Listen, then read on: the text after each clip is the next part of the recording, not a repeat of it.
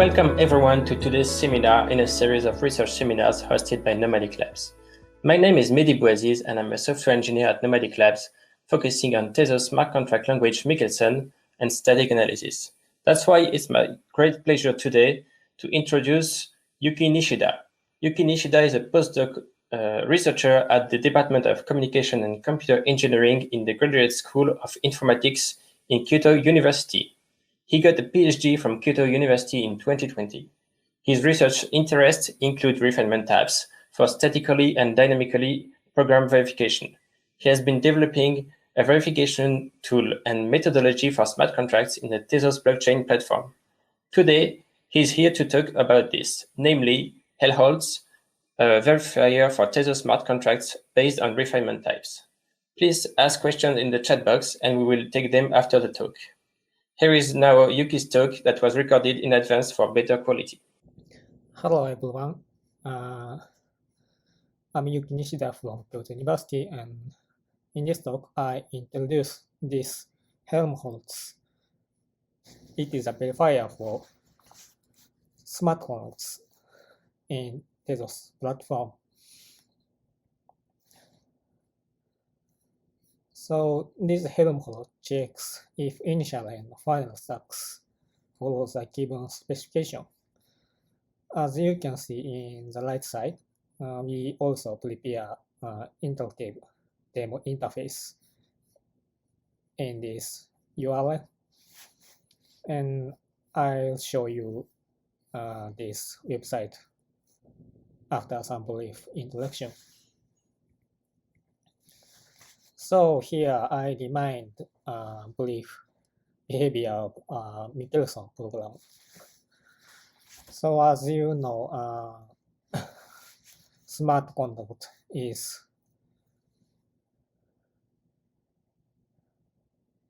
invoked by transferring some tokens. Here we transfer 50 TZ to this boomerang contract, which return the received tokens.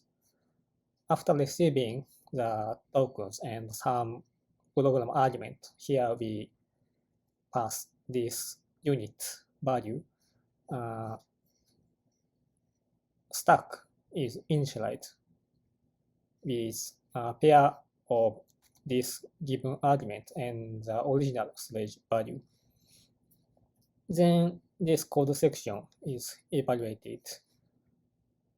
The first instruction could pick the right side of this pair, so the stack becomes this form, and nil push empty list and amount push the received tokens amount, and push ut 0 push the constant 0 tz, and this if complete instruction branching by whether these two values are equal or not, and here those are different, so we go into the else clause. Then in the else clause, this boomerang constructs transfer tokens object. To do so, firstly, we push the address of sender by this source instruction, and next content instruction checks whether the content which is pointed to by this address exists or not. In this case, the content exists, so we can have this some object which involves some checked address. And next, assert some instruction extract this contents of some object. Then we again push the amount of the received tokens and some program argument for the transfer tokens objects. Then we compose these three values by this transfer tokens instruction, and we have transfer tokens object.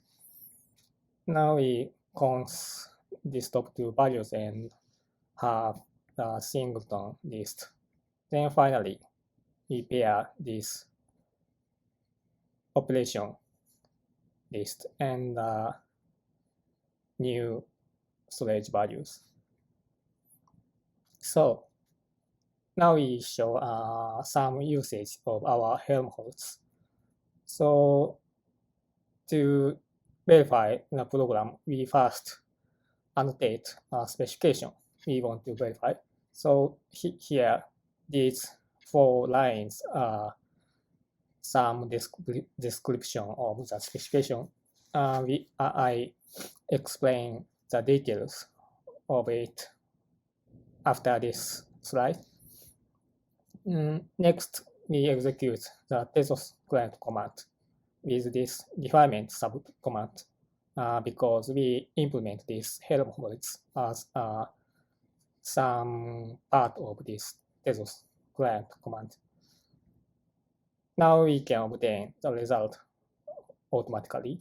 Here you can see some result verified, which means this boomerang conduct follows this given annotation. And if we give some invalid annotation like this, then we have unverified result. So here I explain details of the annotation. The first component is just a tag which specifies kind of annotations because we have another kind of annotations. And rest part is actually the contents specifying the specification of content. The first one is precondition, which specifies specification for the initial stack. And the second one is a postcondition, one for the stack, final stack. And the last one is a postcondition, which is a specification for the exception when it is true. And each condition has this form, and the left side is variable bindings for stack values. So in this precondition, these variables are bound for initial stack values. I mean, param is bound for given argument, and st is bound for storage value. And the right side is actual condition for the stack values. So here I specify true formula. So it means that this contract can be called any parameter and any state. And next is postcondition. Here I specify false formula. It means no exception happens because no values can satisfy false formula. And the most important and complicated one is this postcondition. So here ops is bound for operation list, and st prime is bound for storage value being updated. And this predicate part roughly consists of 2 cases. And the first case is when amount equal to 0. In that case, operation list should be empty. That means nothing happens. And the counterpart is amount is not equal to 0. So in that case, this boomerang contract should refund the amount. So we specify that specification as this operation list is equal to this singleton list, which contains some transfer tokens object. So this annotation describes intended specification of boolean contracts, namely defining the received tokens. So from here, I show some demonstration of Helmholtz by using this web interface. Okay, so this is demo from this select box. For example, we choose boomerang contact, which is one we just have explained.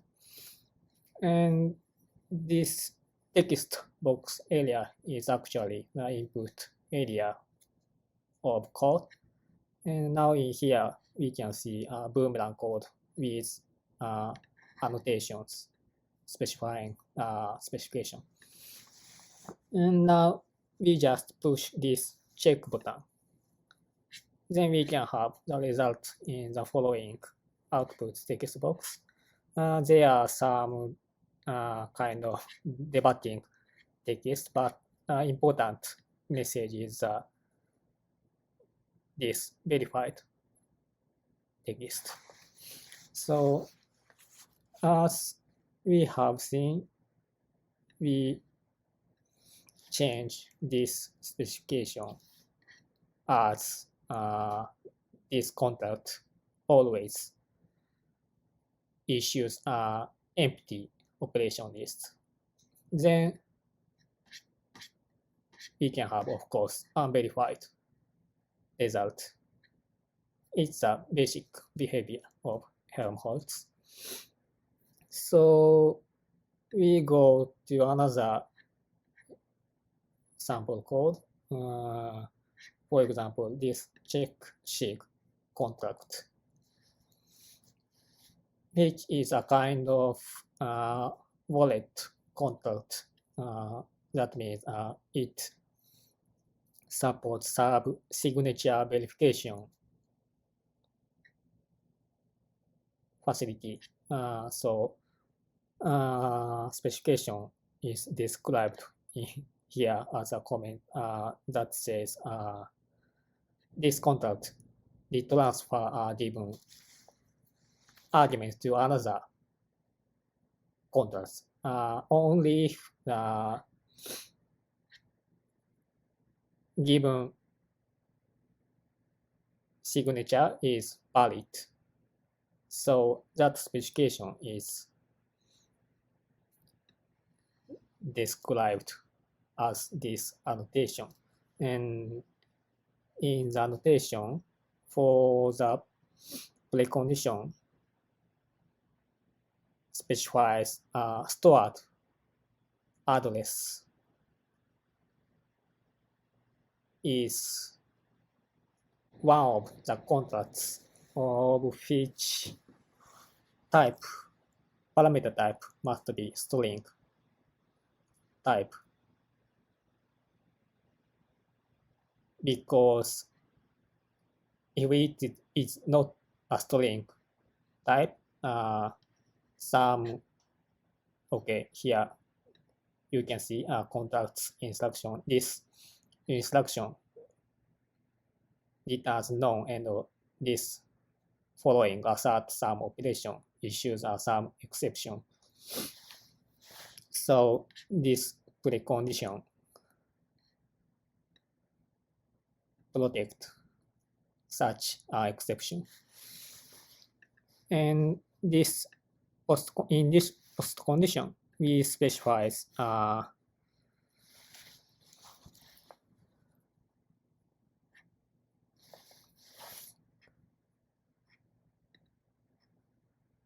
signature verification actually succeeds by this sig blah blah blah blah blah terms, and operation list is some transfer tokens operation. So if this contract successfully executed, that means no exception happens, this contract always transfer token to some other contracts. And if the given signature is invalid, this contract through an exception, it is defined as post condition. It says when exception happens, signature blah blah blah becomes false. It means given signature is invalid.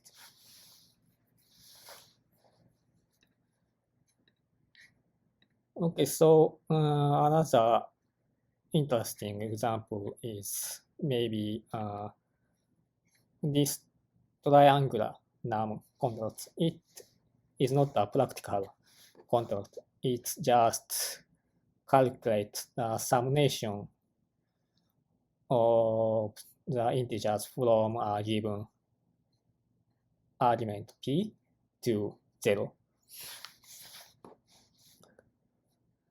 So we check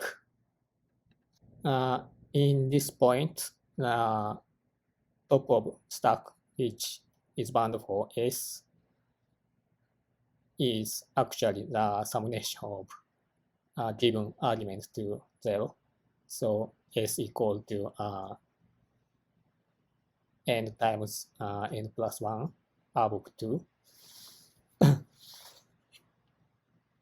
It is a well-known formula for the summation of p to 0. So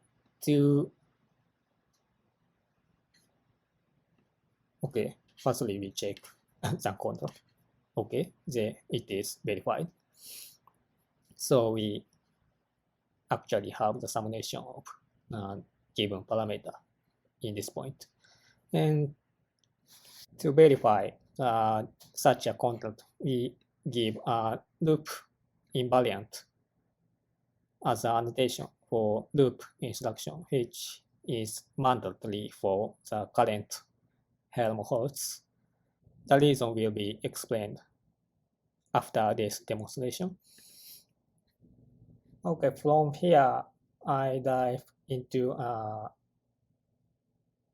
some details of our tools. And this is workflow of verification used in Helmholtz. As we have seen, we give Michelson code with annotations to our Helmholtz. And internally, Helmholtz firstly preprocess this given code so that we have original Michelson code and annotation parts. And this Michelson code part is sent to the original Michelson type checking subroutine. And then we can have simply typed Michelson code. Then we combine these simply typed code and annotation parts and give to this refinement type checking function. And the type system used in this type checking is formalized as minimization. And during this type checking, we have some verification conditions, which is a kind of formula so that this type checking is validated. And these verification conditions are discharged by using G3 SMT solver. So of course it will be timeout, but fortunately if G3 returns some results, we interpret the result and output verified or unverified.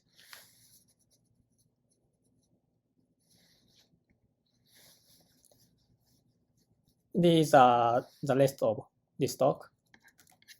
We briefly introduce minimization, which is a mathematical model of this refinement type system. And verification algorithm used in the Helmholtz, which is how generate a verification condition and how encoded a logic, predicate logic used in specification to this formula, and some related work and conclusion. Michelson is a subset of Michelson, which extended is refinement type system. These are all instructions involved in this Michelson. It seems a few instructions, but those captures are essential features of a Michelson language. And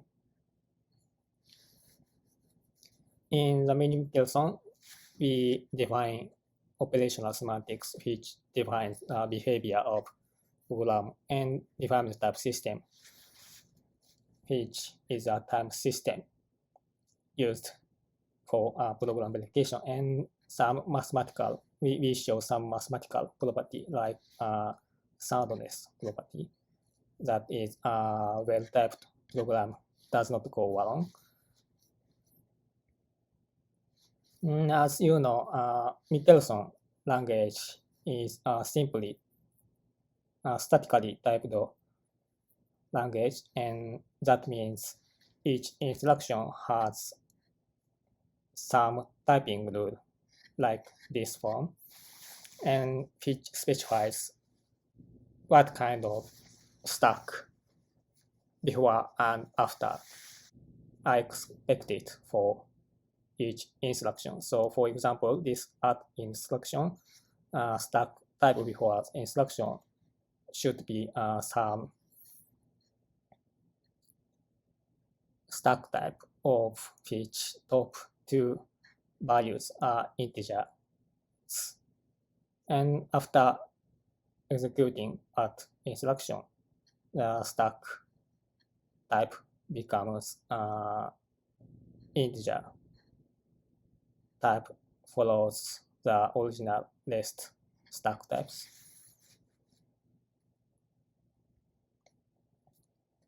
In Michelson, we extend the original Michelson type system with refinement types, which are some types equipped with this logical predicate.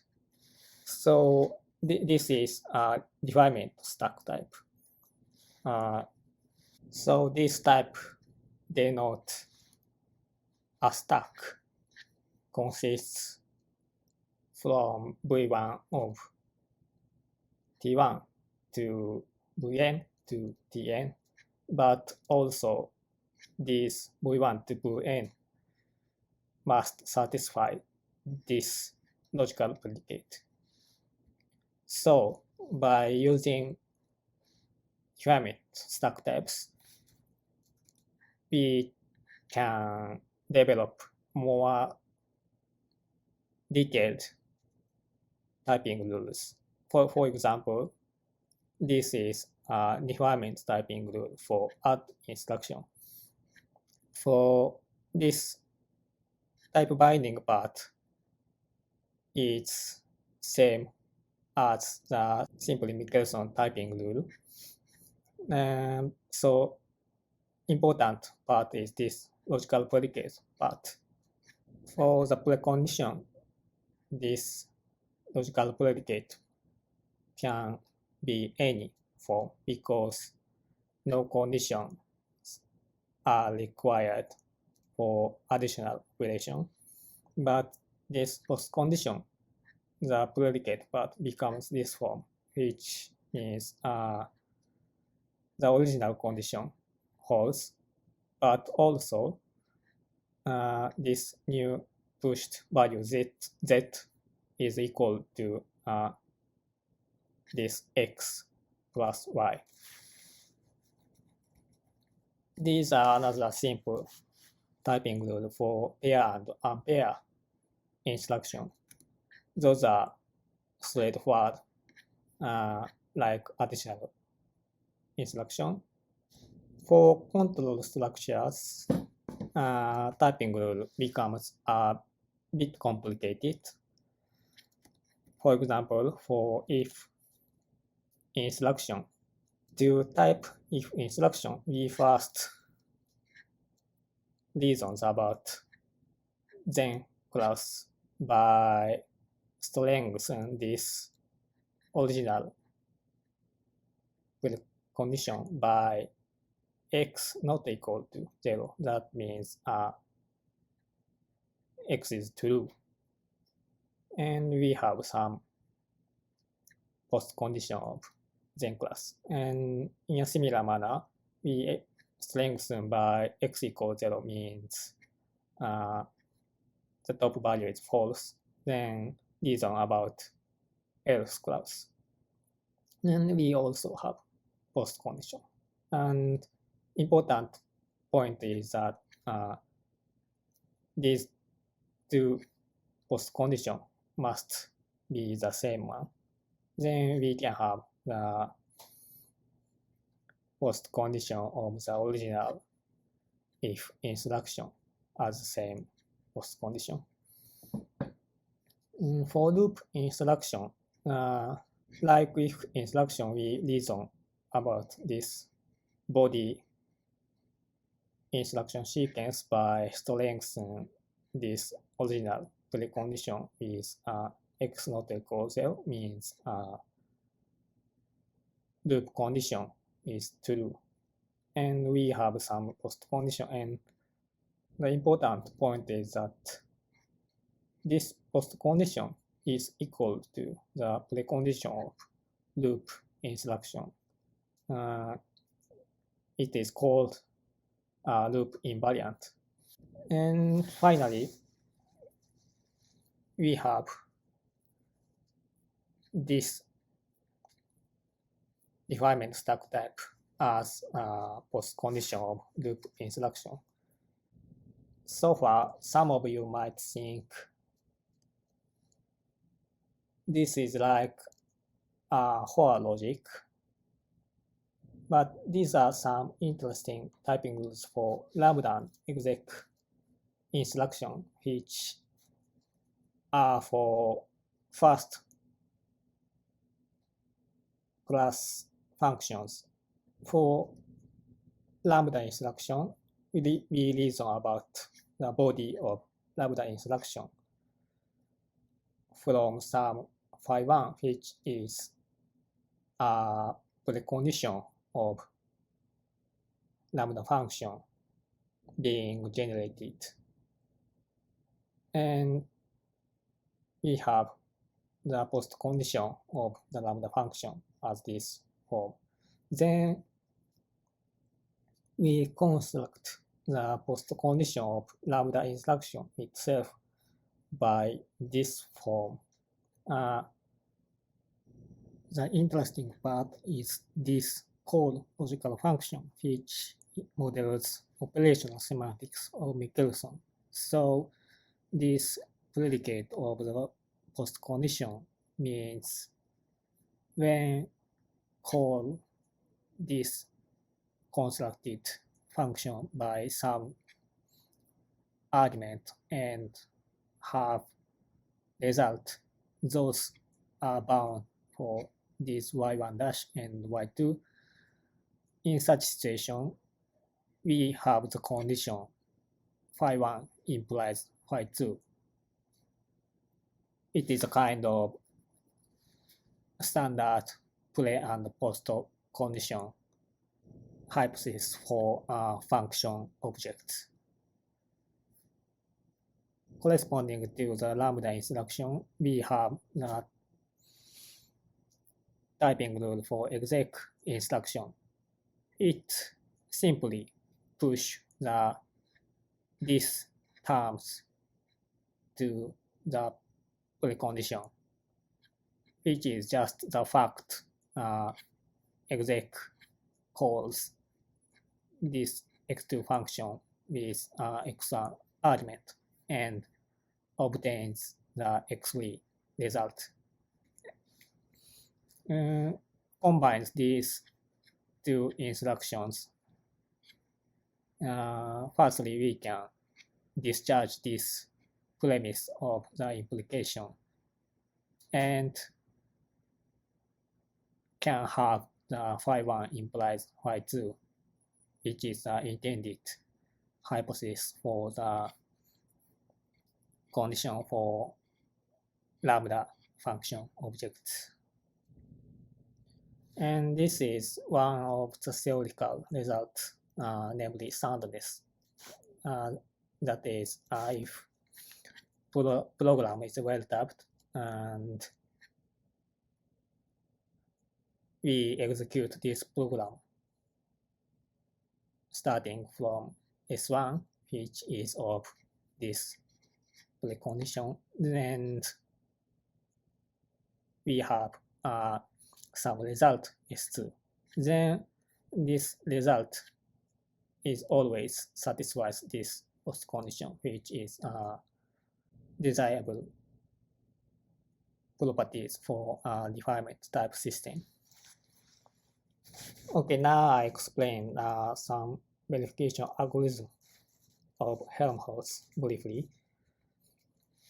So basically, the verification is done as type checking of a program against the refinement type system I have just shown, and more concretely, starting from initial stack condition, which is given by notation. Then calculating the post condition of each instruction by seeing the typing rule as algorithm by this former part as input and the last part is output. So finally, we can have some calculated final stack condition, and we just checks if this calculated condition implies a given final stack condition by using this SMT solver.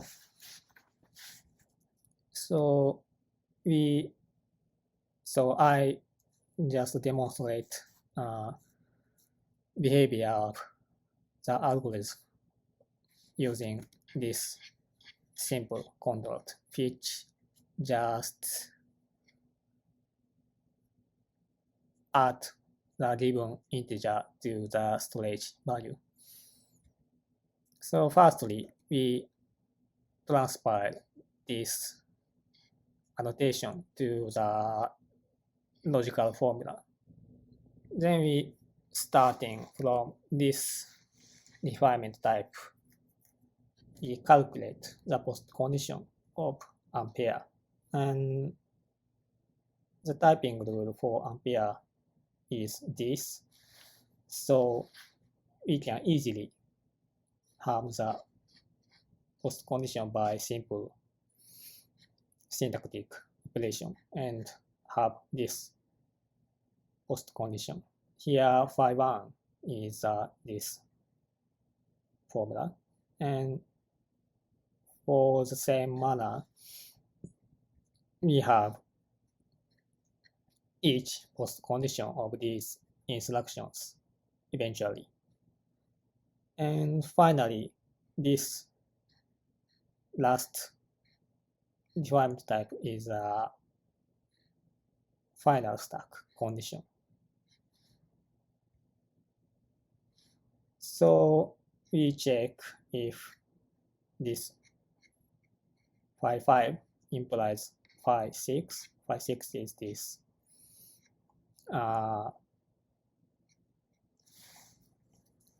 predicate, which is the given specification for the final stack.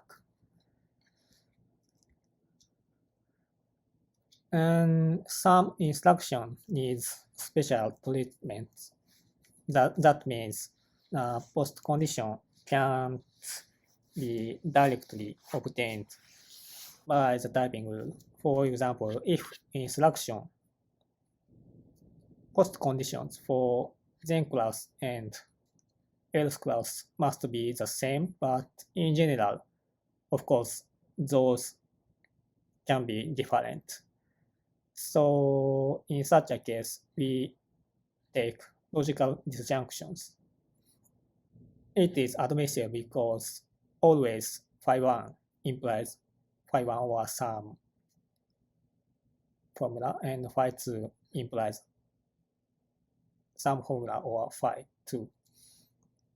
And for loop instruction, the typing rule demands that this postcondition and the precondition must be the same. And of course, naively construct the postcondition of yes, it would be different from the precondition of loop instruction. So for the loop instruction, we give the loop invariant as a annotation, and we calculate the postcondition of yes, then we check the calculated condition implies this given condition by using these three as usual.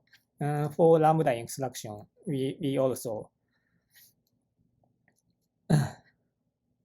give this precondition and postcondition for lambda function by annotation, because this phi and phi2 can't be inferred from the input.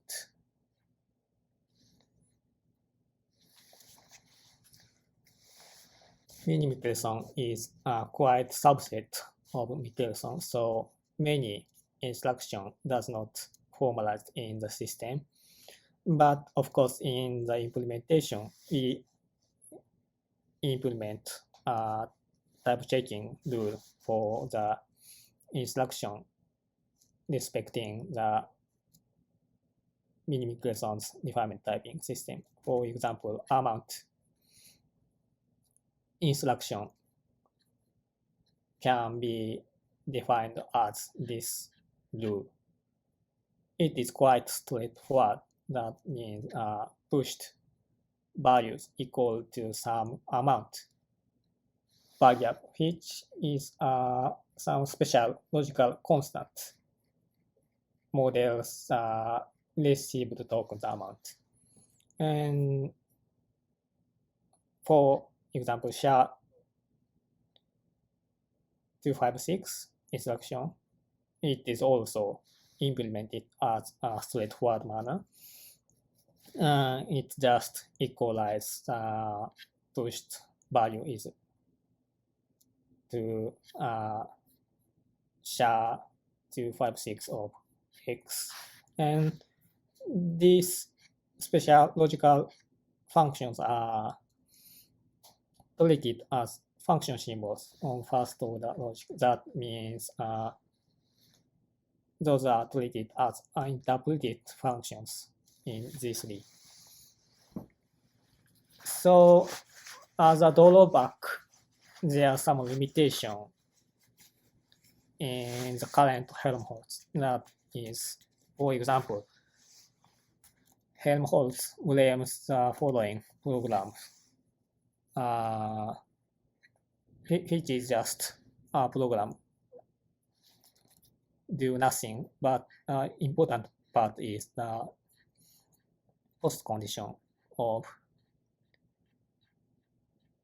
specification. And even if SHA-256 blah blah blah is actually this magical word, that means this postcondition is actually true.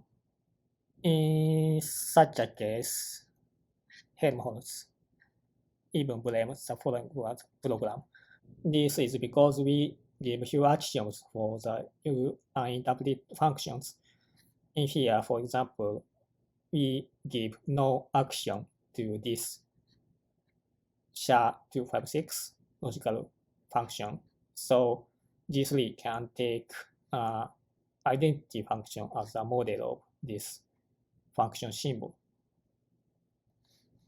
then this postcondition can be false, and Helmholtz says that this program does not follow the specification. Okay, so the last of this part, we show a brief idea how measure functions is dealt with.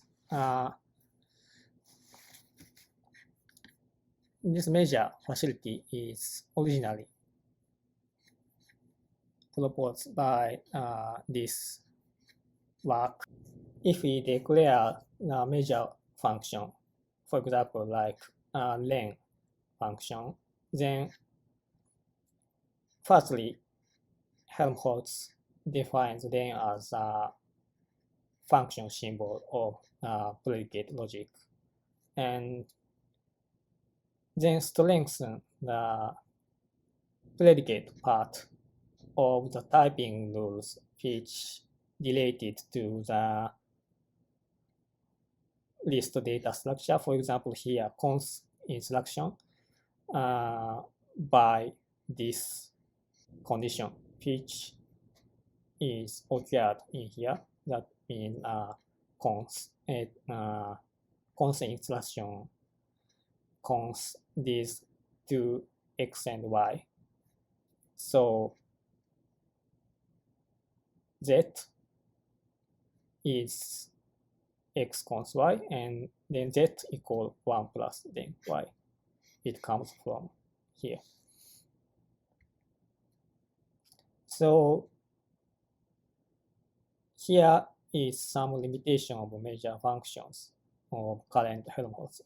The most largest limitation is measure functions can have only one argument. That means the function must be have type this form. So some contract can't be verified in the current Helmholtz because writing the loop invariant for these contracts requires some measure function which accept 2 or more arguments.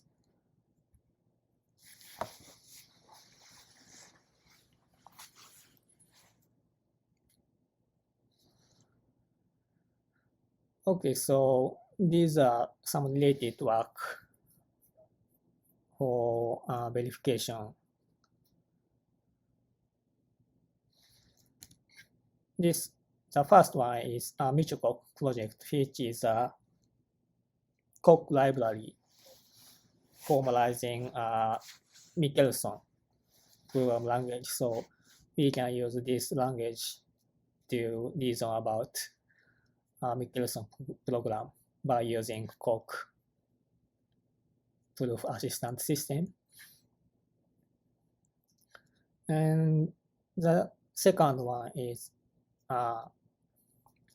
program logic for a stack-based language, which is intended for JVM language and CLI language. So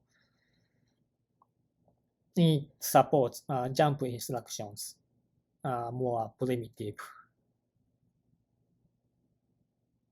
go-to operation, but no support first-class functions. And okay, so yeah, these are work for refinement type system. The first one is maybe famous refinement types for Haskell. The line theory of liquid Haskell. It is a Haskell direct equate with refinement type. And the second one is the original work for measure facility. So these are conclusion of today's talk. We implement verifier for Michelson called Helmholtz. And the type checking part is formalized as a defined type system of Michelson. And there are some future work. We want to extend the measure facility so that functions can take more general form. Or in the current Helmholtz, we can verify only a single controlled behavior, but in general, transaction involves many smart contracts, so we are also interested in inter-contract verification, which means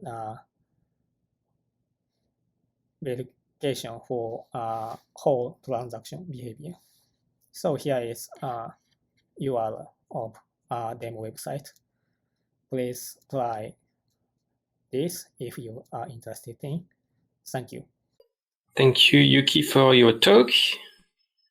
While we wait for the audience to type their question in the chat, I'm really interested to see this used by users, by smart contract developers. Now I have a question for you. What is your user experience in using Michelson for formal method verification technique?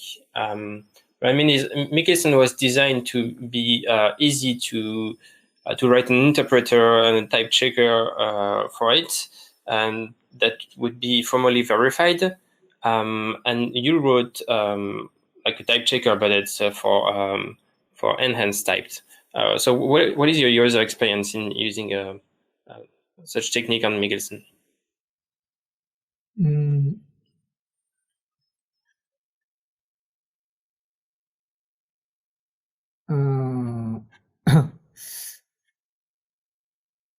Sorry, I can't understand the question well. So there are some languages that are more or less easy to formally verify. I think Michelson is easier than other languages.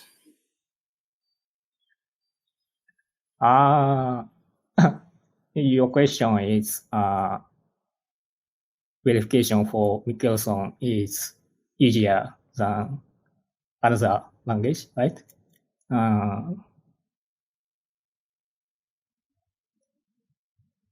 Yeah, I think it is easier than, for example, JVM language or CL language. Those are quite primitive and have it is how to say kind of not structural language. I mean, they have some go-to instruction which make verification difficult. So I think Michelson is easily verified than another language. And have some obstacles, some difficulties in verifying Michelson programs. Are there some instructions that would be that you would like to remove from the language to make it easier to verify?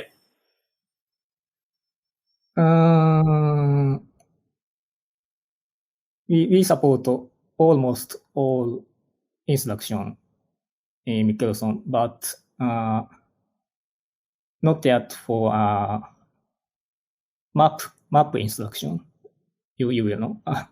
It's a bit unusual behavior. So we have not support the instruction yet.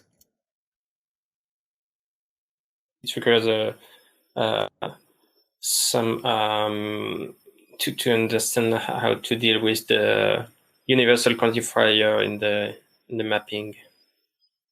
Okay, we have some questions from the audience. The first one is there some limits to the predicates attached to the types? I guess in terms of expressiveness. We do not set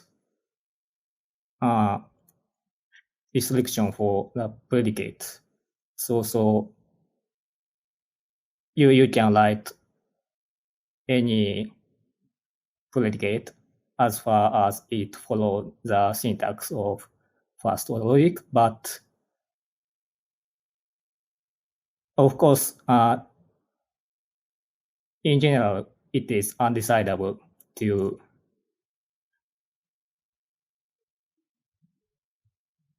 validate first order logics. I mean, this resolver would not solve the given specification. So you can write any predicate, but it is not always the Helmholtz return the result. And I guess if people are unhappy with results, they'll have to complain to the SMT servers. The second question is, can you imagine some disjunction or partitioning of the types following the if instruction, the if instruction?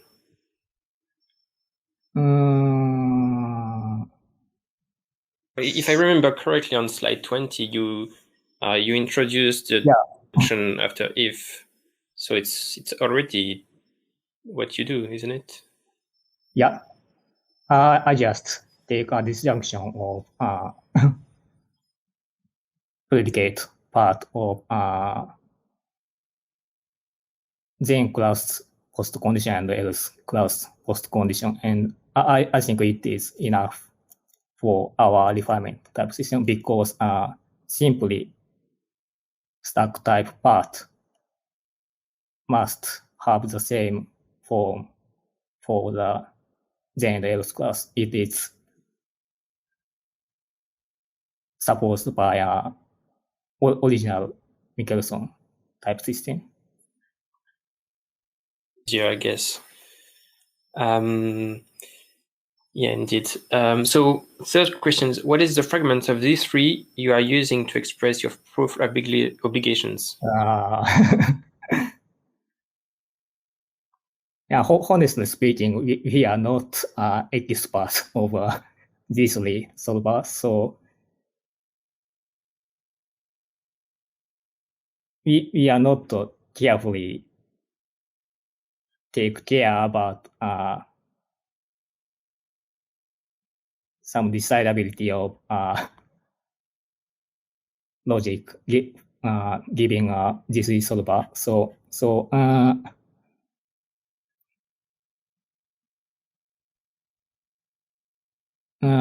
But what can I say is we are using every facility. I mean, every fragment of this three logic. I think so. You're not taking benefit of some specific theories, I suppose. You're just using whatever is offered by these three. Yeah. Okay. So yeah, I'm eager to see these techniques used by smart contract developers, but most of them are not using Michelson directly. They are using a higher level language like Lego or SmartPy. So do you think we could have similar annotations on these higher level languages and translate them into your annotations, and then have your tool report something that is understandable by these developers? I'm not sure the output of our tool is understandable or not for users, because it just almost just says verified or unverified. So yeah. At least it's understandable. It's just a Boolean. No. But I guess yeah, you'd have to work with the developers of Lego or SmartPy to understand how you can integrate your work into their languages. I think that would be very beneficial to everyone. There's another question from the audience. If this rephrase to prove some obligations, what kind of errors messages are you returning to the user? So you answered it's just a Boolean, or do you answer something more structured? Sorry? So if this rephrase, what can you tell the user? It's just failure, or do you have more information? Currently, we report which other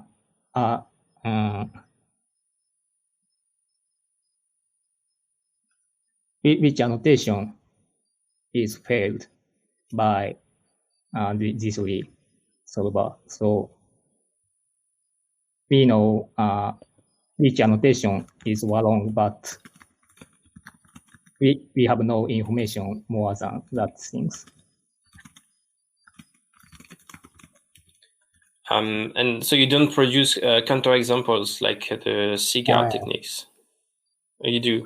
Currently, no, we do not. Yet. Not yet. Okay. One last question. You mentioned that you want to look into contract interaction. Can you give us some hints into how you would expand the assertion language?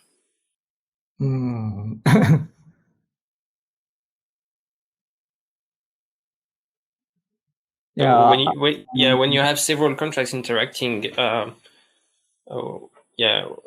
you need more annotations, or maybe you would need some more annotations to express the interaction between several contracts? We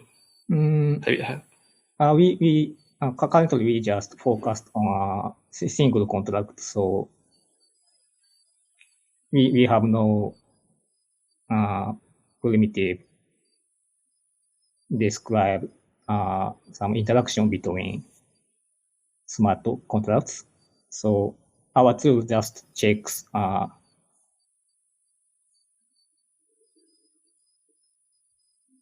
construct operation list becomes intended forms or not. Yeah. Okay. So I hope you add this in the future, because intercontract interactions are pretty important to verify too.